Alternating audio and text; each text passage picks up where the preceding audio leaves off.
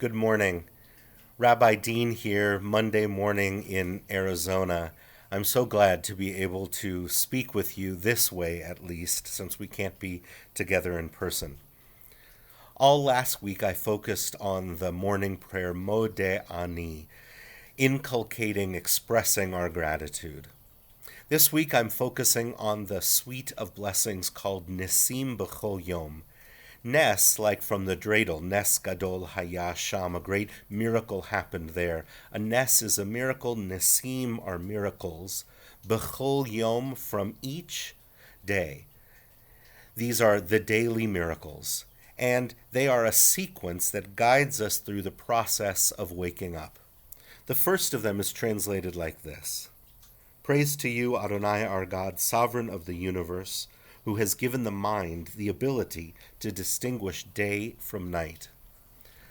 The word that our prayer book, Mishkan Tefillah, translates as mind is translated by the rabbis of the Talmud as rooster. But the concept is the same, that the first thing we are aware of in the morning is, I am awake, which is to say that the first thing we do is distinguish between being awake and being asleep, day and night. And that is a human capacity that I think is on great display in these weeks of physical distancing, distinguishing.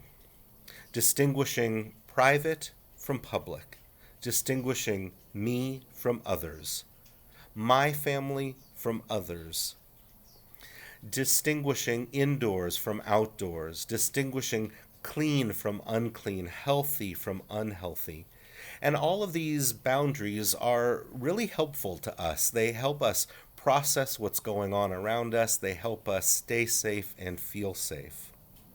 And at the same time, I want to remind you of an idea I shared a few years ago during a High Holy Day sermon, and that is called the falsehood of binary opposition. That when we distinguish this from that, we as human beings are prone to saying that this is the opposite of that indoors is the opposite of out of doors. And that's in fact not the case. There are many gradations in between. I can be indoors, I can be under an awning, I can be under an umbrella or in a gazebo or under a roof with holes. This is not opposite from that. And in these weeks of physical distancing, I think I am certainly becoming aware of something else, and that is how profoundly connected we are. That the boundary between me and you is sometimes profoundly not helpful and sometimes not even true, between public and private, between indoors and out of doors.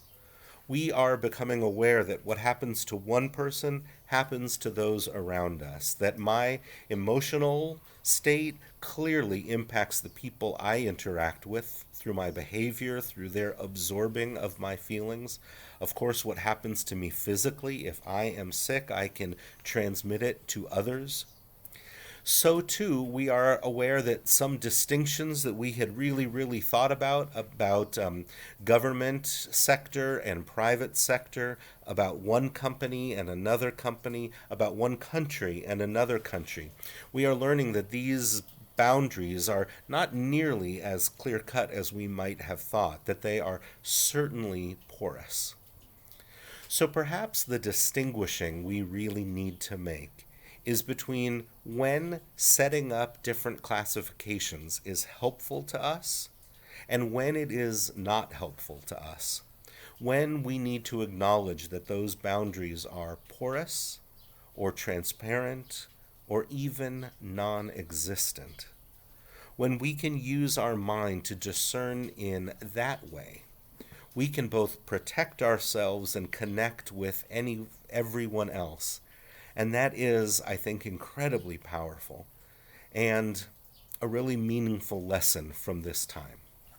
So perhaps you will join me as I offer the first bracha, the first blessing of Nisim B'chol Yom. Baruch atah Adonai Eloheinu melech haolam אשר נתן לסחביבינה להבחין בין יום ובין לילה. I'll see you again tomorrow.